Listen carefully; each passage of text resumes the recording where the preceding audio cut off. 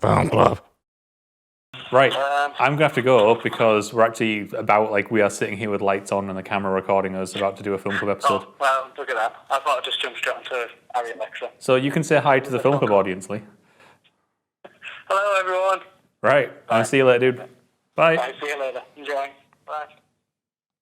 Thank you very much for joining us on an episode of Film Club. I am one of your hosts, Andy Harrison. That was Lee Charnley, and to my right, as always, Danny Donaldson.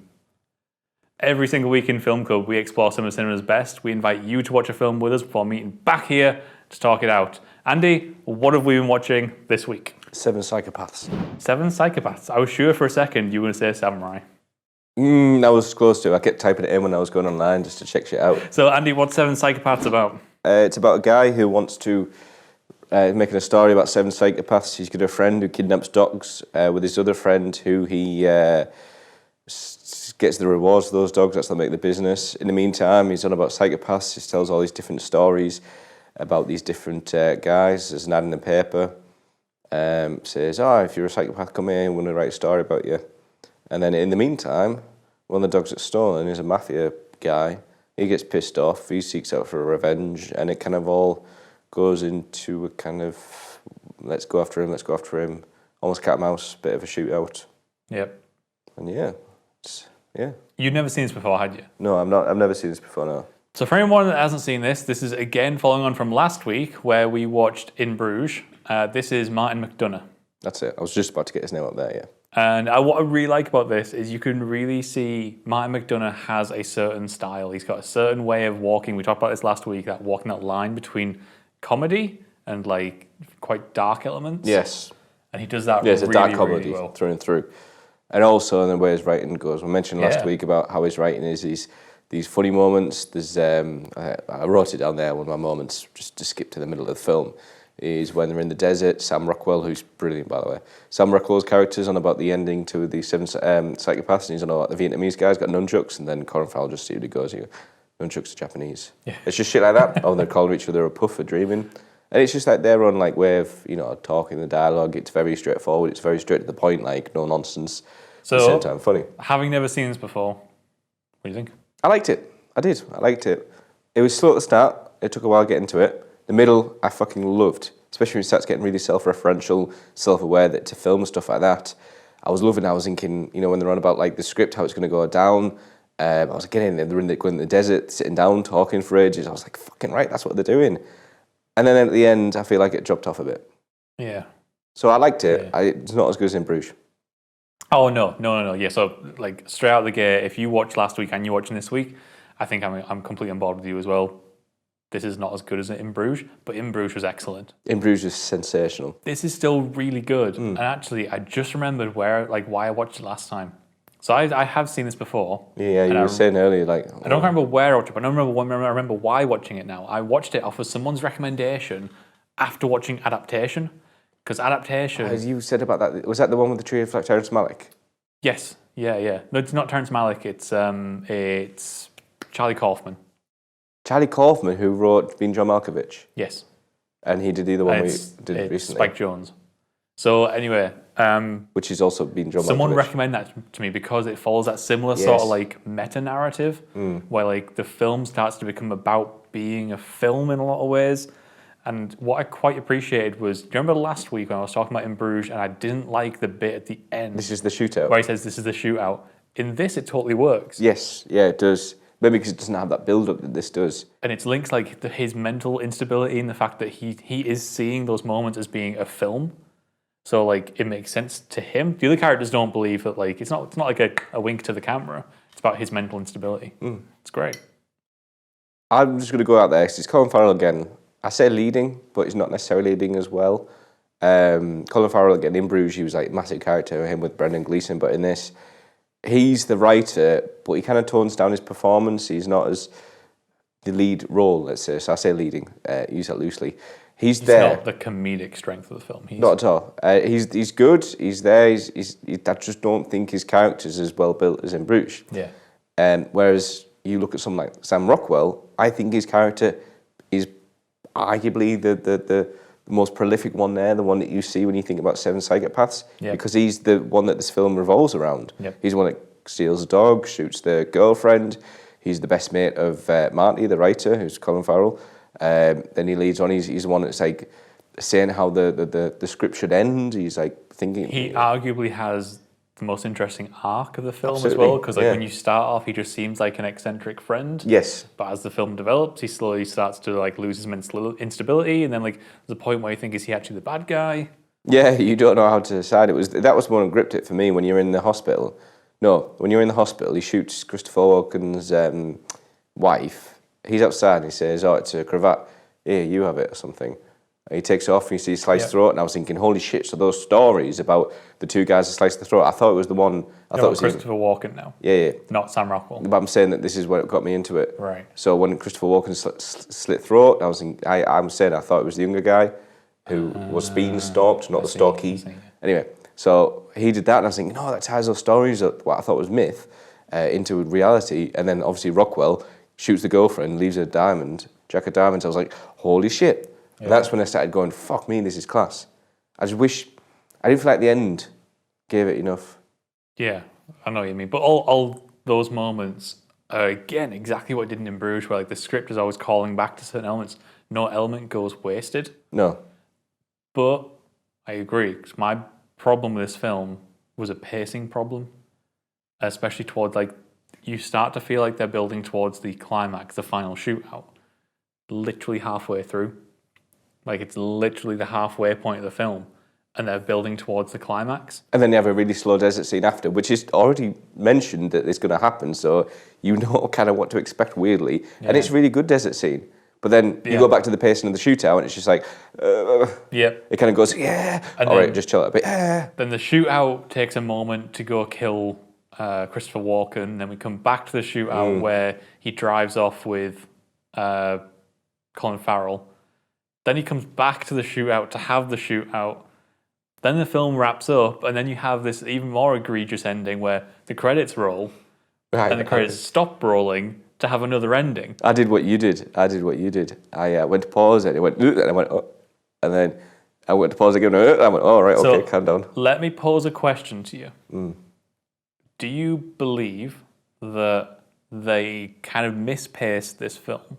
Or do you believe that actually because this film was supposed to be representative of Sam Rockwell's amateur storytelling, that actually that was like Sam Rockwell's inexperienced pacing of how he would make a film really cool? I didn't see it as, towards the end, I didn't see it as Sam Rockwell's film. I saw it as the story, it's Marty's story. So I would say there was a pacing issue. If you put it in the perspective of, what's his name? Sam Rockwell's character. Do you know what it's called? Let's call him James. I think he's not called James at all. Can I call him James? He's called Billy, actually. I should remember that. Billy James, what you want to call.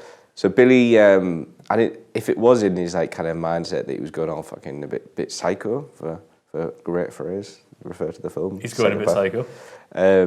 Yeah, that could kind of work, but I just didn't fully get that. I didn't buy into it. No, I wouldn't. Like, I don't think that's the case, but I can see how some people would make that argument. What I kind of wanted is when I really like the scene when he's going about like what's going to happen. They're going to go to a graveyard. It's going to be a shootout.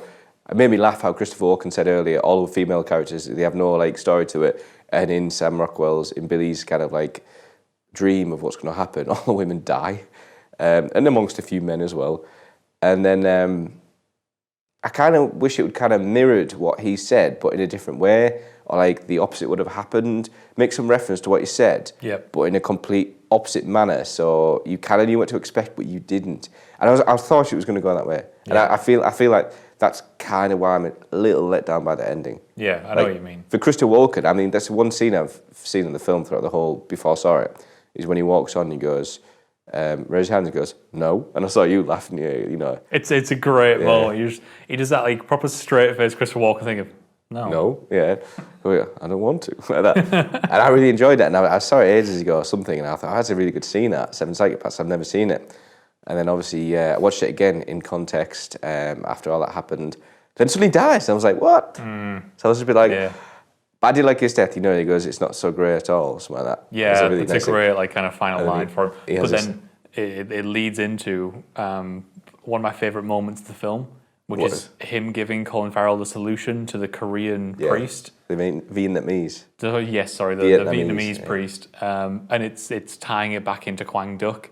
That's how I'm glad you remembered the name of the gaffer. It's such a wonderfully that demonstrates the strength of their writing, I think, because that is a really clever solution to something. Yeah. And then they're kind of inserting it in this weird metatextual way of it's about an actual script, so they kind of solved their own script problem in the script. Very strange, but it's a great scene.